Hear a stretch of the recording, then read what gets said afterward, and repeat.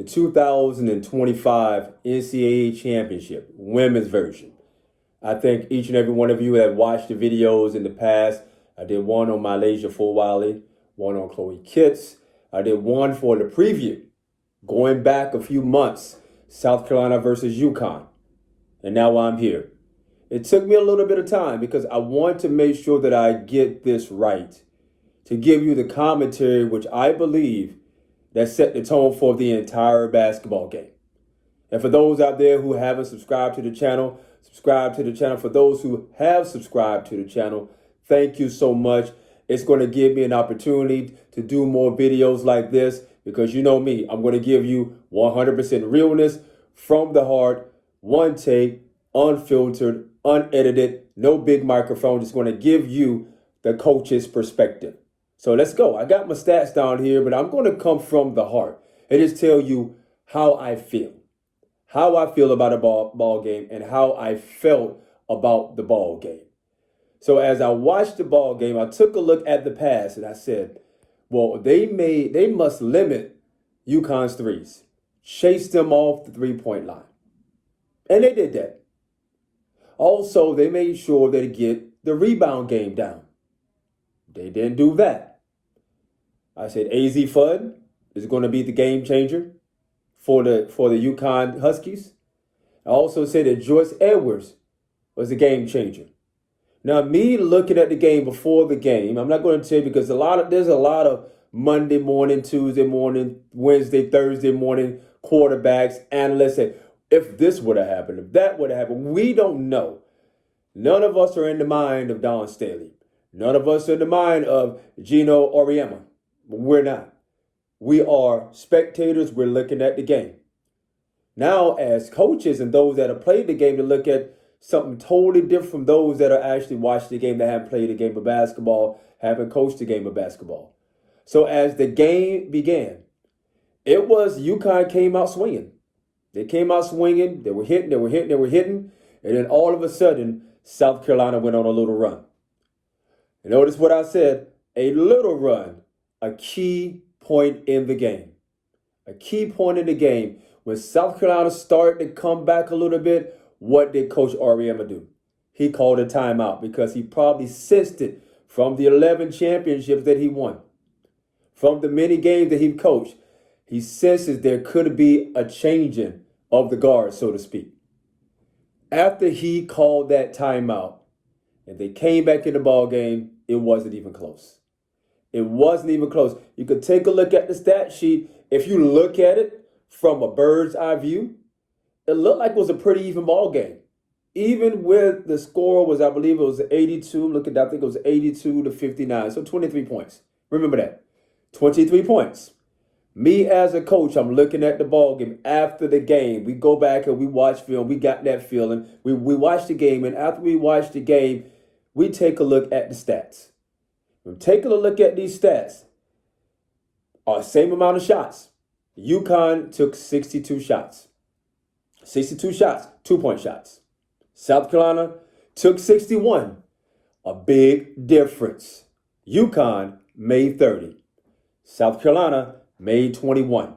You do the math, 9 points, 9 shots missed, that's 18 points. Keep that in mind. That's 18 points. And a lot of the shots that South Carolina was missing were easy ones. I'm not saying easy. I've never played at that particular level. But they are makeable shots. But maybe some kind of frustration was kicking in, or maybe that I don't know what it was. They were not finishing shots. And in this ball game, at this magnitude, where you have point blank range shots, the shots that you normally wouldn't make, you have to make those shots because that could be the difference. So I just gave you 18 points. It was even. The shots, 2-point shots, were the same. 18 points. Now let's go ahead and go to the 3-point. Almost the same. Almost the same. UConn took 17, made 4. South Carolina took 16 and made 4. But here's the difference. Free throws. Free throws. That's one of the differences. I'm going to get to the second one. Free throws. UConn, 18 of 21. South Carolina, 13 of 18. If I'm doing the math, that's 5 points. So now you have 5 points from the free throw line that was left there. When I was telling my players, I said, free throws are free. Take your time, focus, and concentrate. I have to go back. I'm not saying all the shots were rushed. I'm not saying that. But that's 5 points there. 5. 2-point shots. 9 missed by South Carolina. 18. That's 23. That's a dead even. Now, I'm going down here. And this is where I think was the difference in the ball game. The difference in the ball game is South Carolina took a lot of one-on-one or one-on-two shots. A lot of forced shots. UConn played team ball. Paige Bueckers wasn't the leading scorer. But I'm looking down here. She had 6 assists. She had more assists than anybody else out here except for Chloe Kitts had 6 on the South Carolina side. She had 6 assists. Now, what does that do? That makes the shots easier. Because you're not going down, your numbers don't add up. You're going down 1-on-2. You're going down not 1-on-1. You're forcing shots. That doesn't work. Now you're going to have rebounds going to go to the other end and they're going to make the shots. So if they are forcing the ball, if South Carolina is forcing the shots and not making shots, there's a 23 points right there. But what we have to do, I'm going to say we as coaches, what we have to do, we have to teach our team, look for the best available shots. Not a forced shot, the best available shots. Work the sets, work the shot clock. Work the shot clock. 1 pass, 2 pass, shoot. 1 pass, 2 pass, 3 pass, shoot. Execute the offense. So I gave you 23 points. Now I'll go down here. And with the turnovers, 9 on the UConn side and 11 on the other side. So I'm looking down here. What do I think that was the biggest reason in the ball game? The board game. The board game. Rebounds on the offensive end. I said this in the last one. On the offensive end and the defensive end, UConn won that battle. They won that battle. The total was 40-36. If anything that you have to win, you got to win the boards. You got to win the offensive glass. Because you hit the offensive glass, or on the offensive side, you're able to put it back in. If you got people that are in rhythm. But if not, you're going to fall victim of somebody going on the other side. Now also, this is something that saddens me, and I say this, and I'm saying this and shout out to UConn. If you heard in my other videos, I don't have a favorite team. I don't have a favorite team. I love the game. I love breaking down the game. I look at the game and what we call it in our business from a greens perspective. That means I'm very analytical. I'm looking at the game between the lines. And my starting five, I'm looking down here. Shout out to Raven Johnson. She won the rebound game for South Carolina. Sarah Strong had 15 rebounds. I'm going to get back. I think she should have been the tournament most outstanding player. No disrespect to Azzi Fudd, but I think the voters went on the momentum. But this young lady, I'm going to get to Sarah Strong, but I'm going to go back to South Carolina. You have to put your best 5 on the floor. I said that in the last game. MiLaysia Fulwiley should have started. She's shown improved. She should have started that game. Raven Johnson, yes. Joyce Edwards should have started. I would have changed her position. She probably playing the small. She playing power forward center. Chloe Kitts at the power forward center.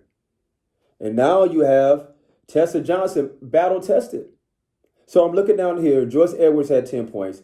Tessa had 10. MiLaysia had 9. Chloe had 9. And Sanaya Fagan had 8. 3 of those came off the bench. So your top 3 scorers of the ball game came off the bench. The starting 5 for South Carolina, I want you to listen very closely and I don't know who this is going to go to.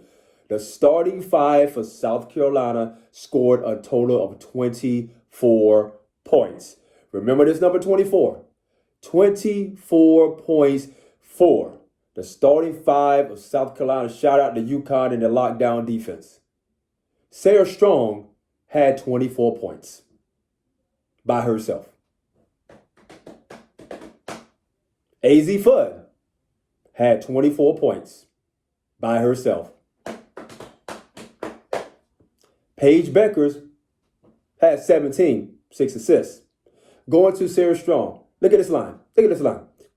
24 points, 15 rebounds in a title game. 24 points, 15 rebounds, and 5 assists from your 4? From your 4 or 5? She wasn't a 5, but she played kind of both positions. I believe you can put this young lady from the 3, from probably not the 2, but maybe the 3 through the 5. And now I'm looking at the most outstanding player. Most outstanding player that should have been. And I shout out to Nate Cooper, because I didn't even know who I wanted to put on my cover photo on the last video. And I was waiting for him to come back and tell me what, but he took too long. So I said, okay, well, let me look at momentum. Azzi Fudd,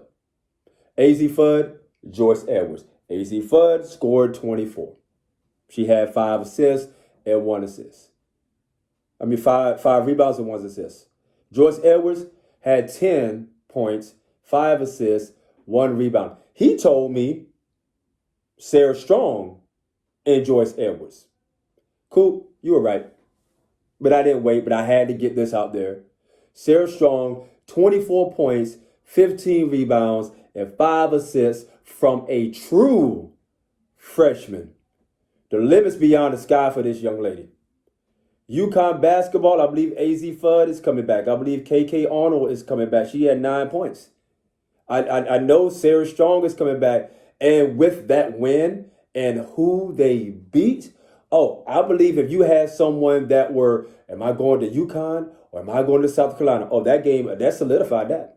So I'm very interested. I haven't really looked at what's going on in the portal. I may do another video about that. But if you don't know, as far as I know, as far as I've seen, MiLaysia Fulwiley has entered the portal. Where will she end up? I don't know. What if she doesn't stay down south? What if MiLaysia Fulwiley went to UConn? I don't know. I don't know. That would be dangerous, because she still has 2 more years. And she is the engine. This is not really about MiLaysia Fulwiley, but I'm talking about it right now. She is that engine, or was that engine that made South Carolina go. And I can't remember the young lady they got from Florida State that was Raven Johnson's high school teammate. I'm hearing she was the nation's leading scorer. You need points to make up for the points lost. They're losing 2 seniors, I believe. South Carolina losing 2 or 3 seniors, but they're South Carolina. Dawn Staley is going to find a way. She's battle tested. From 1996, the torchbearer, when she played college basketball, I believe it was Virginia, and she coached at Temple, and then she went to South Carolina. But it's going to be very, very interesting. I may do some more videos about this. I don't even know. Let me know. Let me know, who do you want me, what team or what player do you want me to talk about in the next video I do about basketball, about ladies basketball? The men, if the men are watching, I will get to the men. I don't know when I'm going to get to it, but I'm going to get to it. But I just want to give you this. Whenever you go into a ball game, this is coach. Whenever you go into the ball game, you come up with the expectation to win is 0-0. The expectation to win, not playing not to lose, but to play to win. Look at film, cool, but this is a brand new game. This is a brand new day. You exploit the weaknesses, whatever weaknesses that you have out there. And you must put your best fight. If this was the last 2 minutes of the ball game, this is me, or any coaches out there. If this is the last 2 minutes of the ball game, who do I want on the floor? That's who you start. And that's who you finish with. Now, if you end up blowing people out throughout the process, cool. But you got to get the motor running. So Paige Bueckers, stand out. Going down one of the greatest collegiate basketball players ever. I'm talking about males and females, not just females. You have Caitlin Clark in the WNBA. What Paige Bueckers did surpassed Caitlin Clark. You think about it. You got points and all of that, but what was missing? The national championship. Iowa, as far as I know, maybe they won some in the past. I don't know, but as far as my recollection, they never won one. But Caitlin Clark is doing extremely well on and off the floor. Now you have Paige Bueckers. Now you add that to her resume. You just had Maya Moore just going to the 2025 Naismith or going into the 2025 Naismith Hall of Fame. And you got Tarazi, you got Sue Bird. I just watched a feature, I think the 1996 Olympic team with Rebecca Lobo. So you had 11. I think it was Brianna Stewart, 4 in a row. That was the only thing that was missing. Now, what's next?